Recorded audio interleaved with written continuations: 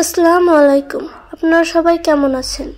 আজকে আমি আপনাদের শেখাবো কিভাবে আপনারা HTML CSS দিয়ে একটা অ্যানিমেশন তৈরি করতে পারেন।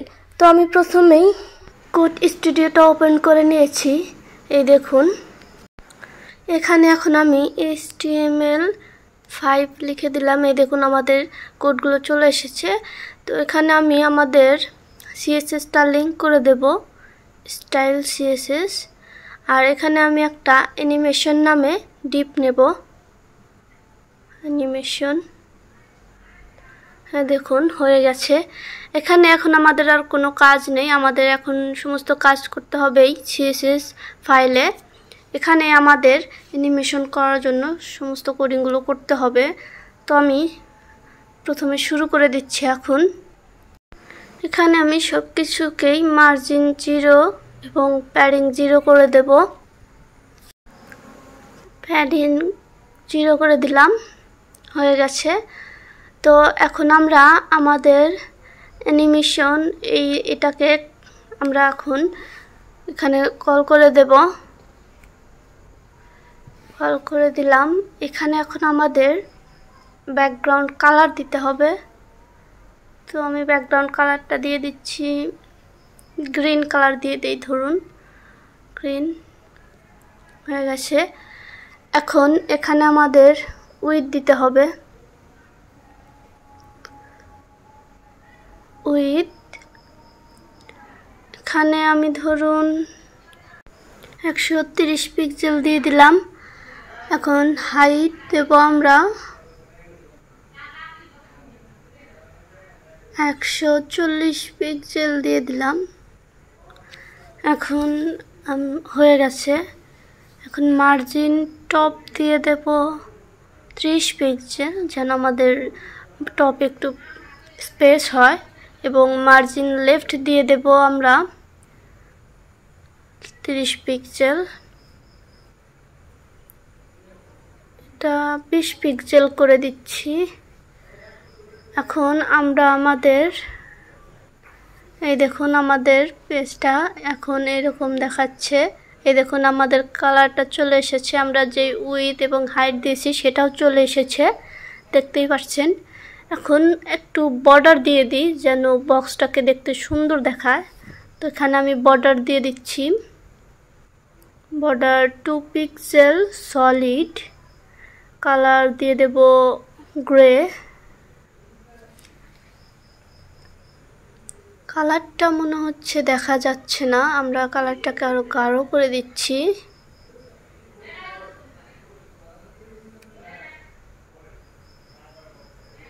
হ্যাঁ, এখন একটু দেখা যাচ্ছে। আমরা এখানে 4 পিক্সেল করে দিলাম, উইডথটা বাড়িয়ে দিলাম। এই দেখুন এখন বক্সটাকে দেখতে সুন্দর দেখা যাচ্ছে।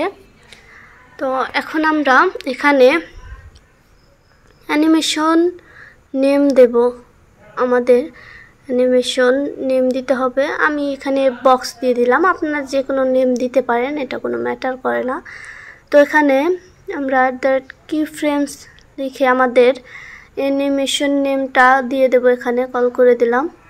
এখন এখানে আমরা ফর্ম নেব, ফ্রম, এখানে ফ্রম দিয়ে দেব। ফ্রম দেওয়ার পরে এখানে আমরা ব্যাকগ্রাউন্ড কালার দিয়ে দেব। এখানে আমি ব্যাকগ্রাউন্ড কালার রেড দিয়ে দিলাম। এখন এটা অ্যানিমেশন হচ্ছে না, কারণ এখানে আমরা ডিউরেশন দেইনি। তো এখানে আমি অ্যানিমেশন ডিউরেশন দিয়ে দেব, দিয়ে দিয়েছি। এখানে এখন আমাদের সেকেন্ড দিতে হবে। তো এখানে আমি 3 সেকেন্ড দিয়ে দিলাম। এখন দেখুন এরকম হয়েছে। 3 না দিয়ে এখানে আমি 4 দিয়ে দিলাম। হ্যাঁ, এখন একটু ঠিক আছে, এখন হয়েছে আমাদের। এই দেখুন অ্যানিমেশন হয়ে যাচ্ছে। এখন আমরা আর একটা কালার দেব, এখানে 2 দেব, 2। এখন এখানে আমরা ব্যাকগ্রাউন্ড কালার দিয়ে দেব। এখানে ব্যাকগ্রাউন্ড কালার ধরুন ব্রাউন দিয়ে দিলাম। এই দেখুন এরকম হচ্ছে। এখন এটা ব্রাউন না দিয়ে এখন ঠিক আছে। এখন দেখুন পরিবর্তনটা কি রকম হয়। এই দেখুন আমাদের অ্যানিমেশনটা কিন্তু কাজ করছে। তো আপনারা নিশ্চয়ই বুঝতে পেরেছেন কিভাবে অ্যানিমেশন করতে হয়। আমরা এই কালারটা চেঞ্জ করে দিচ্ছি। এখানে আমি এই কালারটা দিয়ে দিলাম, হয়ে গেছে।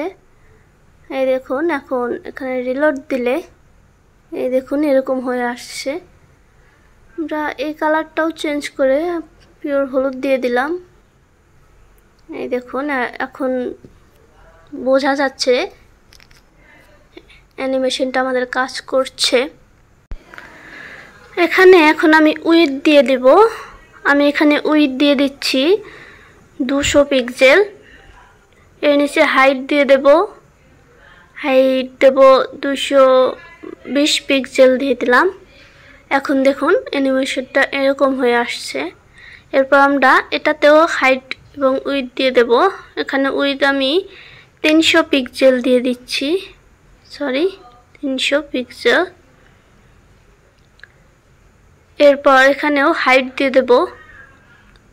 এখানে হাইট দিয়ে দেব আমি 290 পিক্সেল। এই দেখুন এখন অ্যানিমেশনটা এরকম হয়ে আসছে। তো এভাবে আপনারা চাইলে আপনাদের অ্যানিমেশনের কাজটা করতে পারেন। CSS দিয়ে এভাবে অ্যানিমেশনের কাজ করতে হয়। আপনারা চাইলে এখানে ফ্রম এবং টু না দিয়ে অন্যটাও দিতে পারেন। তো এখানে আমি এটাকে ডুপ্লিকেট করে নিচ্ছি এবং এটাকে আমি কমেন্ট করে দিচ্ছি আপনাদের দেখানোর জন্য। এই দেখুন এটাকে আমি কমেন্ট করে দিলাম, হয়ে গেছে। এখন আমরা এখানে ফ্রমের পরিবর্তে পার্সেন্টেজ ইউজ করতে পারি। এখানে আমি 10% দিয়ে দিলাম এবং এখানে আমি 90% দিয়ে দিলাম। এই দেখুন এখনো সেমভাবেই কাজ করছে, আপনারা দেখতেই পাচ্ছেন। এই দেখুন আর একবার রিলোড দিয়ে দেখিয়ে দিচ্ছি আমি আপনাদের। এই দেখুন আপনারা চাইলে এভাবেও কাজ করতে পারেন। আমি এই কালারটাকে চেঞ্জ করে দিচ্ছি,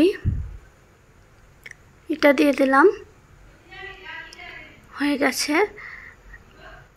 এখন আমরা এখানে আরেকটা নেব।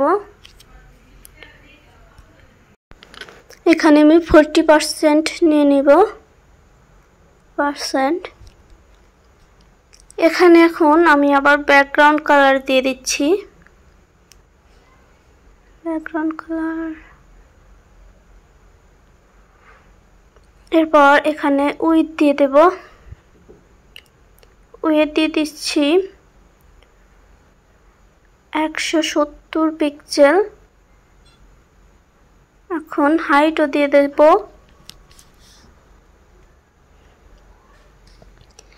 হাইট 150 পিক্সেল দিয়ে দিলাম।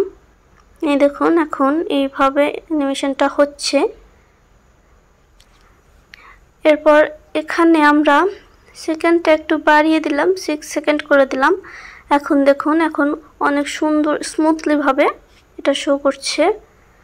তো এখানে আমরা 0% দিয়ে দেব শুরু থেকে আর কি। এখানে ব্যাকগ্রাউন্ড কালার দিয়ে দেব, হয়ে গেছে। এখানে এখন উইড দিয়ে দেব। এই দেখুন এখানে উইড দিলাম 100 পিক্সেল। এরপর হাইট দিয়ে দেব,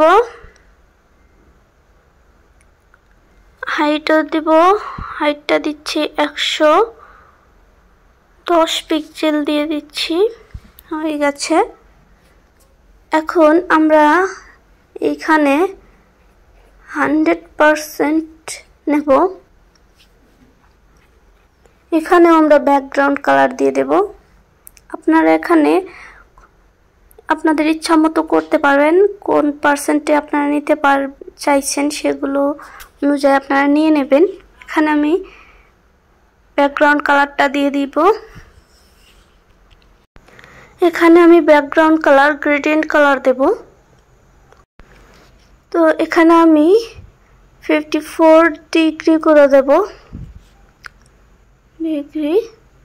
এরপর এখানে কালার দিয়ে দেব ব্লু,